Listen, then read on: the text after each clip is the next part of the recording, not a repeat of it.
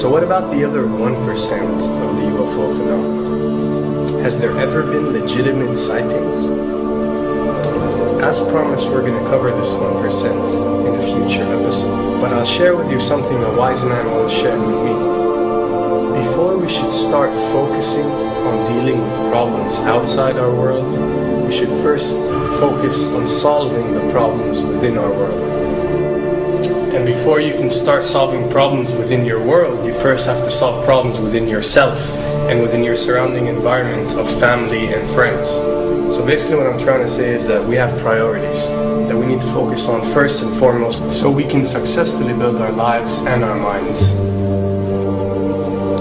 Now, it's no secret that the difference between what the government knows about UFOs and aliens and what is shared or released to the public is extremely enormous. And unfortunately, governments and several organizations on Earth are taking advantage of the UFO phenomenon to achieve worldly agendas.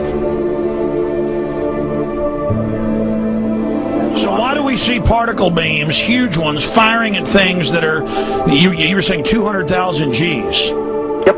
I mean, go over that. Well, because I think it's part of a test for if there are bad guys out there. Or maybe they're doing preparations for factions. We may be looking at more than one faction. Remember, these groups tend to fragment. They fractally fragment so that you have wars within wars within wars. You know, but why would NASA release that footage? Well, remember, you've got all the good guys in NASA, and then you've got a few who are not good guys. The good guys don't know that there's something to keep secret. Remember, the lie's different at every level. They believe the lies they've been told. So when you set up a structure, an institution, which is supposed to be open and above board and is supposed to present live TV of the shuttle missions, they present live TV. Now, the controllers can't say, oh, well, you can broadcast this, but you can't broadcast that.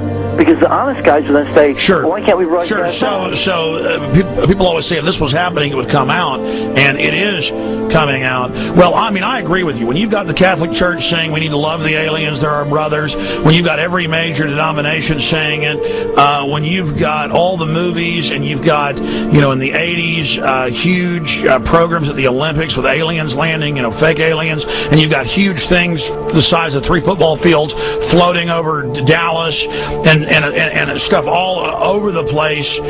Something's going on. And then I read government documents about fake extraterrestrial landings. Any of this. Why? I mean, you believe it's fake. Remember Operation Northwoods? Yes. Okay. Or we can go to the, September 11th. Governments do huge, big things to sway populations at key nodal points in history. They love hoaxes. Yeah, well, it's manufactured history is what it is. We are building, all my UFO friends, I need to shake them because they're so, frankly, they're extremely naive, Alex. They really believe we're building toward disclosure.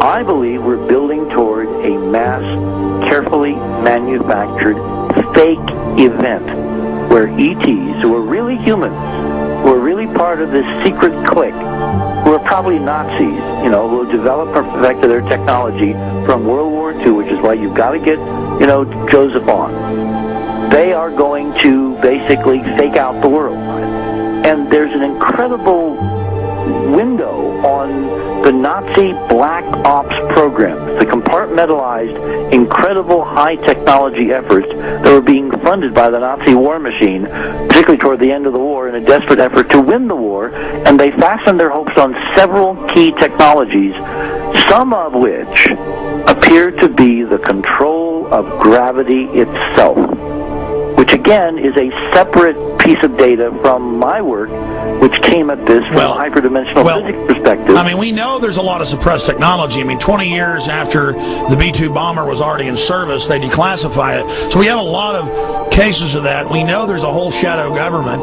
This is technology and physics, Alex, that would make anything you think you know like a candle flame compared to a hydrogen bomb. This is a physics that literally allows you to rearrange time.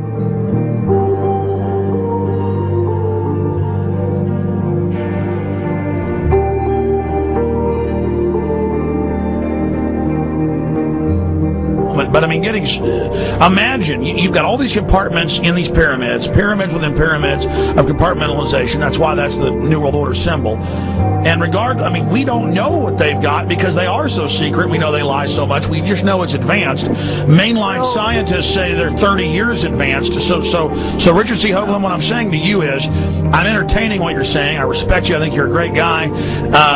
My only issue is, like you said, dealing with what we know they could be up to. The fact, Alex, we have done experiments. We have our own data. We have experiments now from the Soviet Union. 30, 40 years when the Iron Curtain came down, when Glasnost finally prevailed, a huge amount of stuff was declassified from the KGB as well.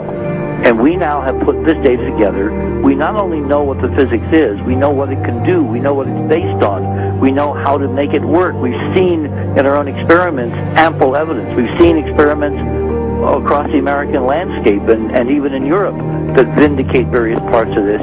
And the latest thing I'm working on, it looks like von Braun himself was deeply involved in some of this early physics experimentation, but they're keeping all the good stuff for themselves. The reason is that if we got access to the good stuff, if we got access to the technologies, the energy, we wouldn't be worried about $4, $5 a gallon gas or $10 a gallon gas. We would live like people are supposed to live, all 6 billion of us who could live lightly on the earth, Alex, with this technology. And live longer. Absolutely, and better, and you could live to 200-300 and have the virility of your 20s and 30s. There's extraordinary medical breakthroughs, there's extraordinary physics breakthroughs, technology breakthroughs, energy. It's all been kept away. Think about it. We're already on a planet hurtling through space, all these wonders around you, and you've been taught it's bizarre to question, and that's because there's so many kooks in the alternative movement who do talk about ridiculous, Hollywood-style green men, instead of really looking at the shadow government and all these crazy secret societies that are admittedly running NASA and the shadow government. Ladies and gentlemen, during this talk that I'm going to give you, I'm going to explain to you the history of this phenomenon, who the secret government really is, and I will name them by name, beginning group, the study group. I will tell you who they are today. I'm going to tell you what this is all about. I'm going to tell you who's selling drugs to your children, and I'm going to tell you why the United States government is afraid for you to find out what the truth is regarding UFOs.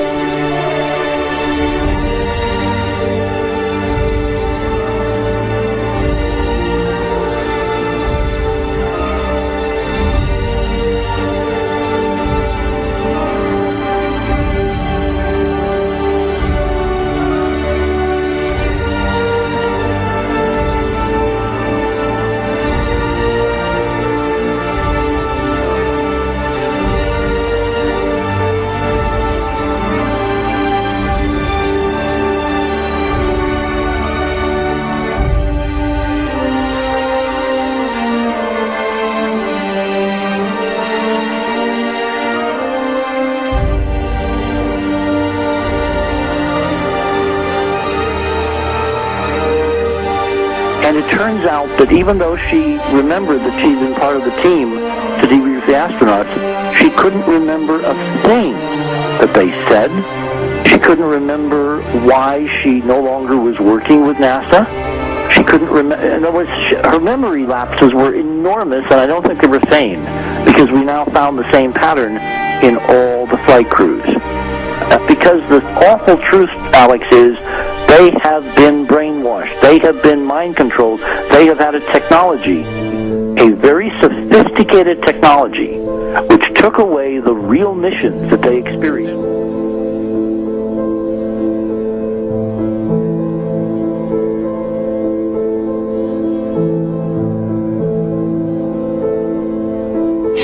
Sorry.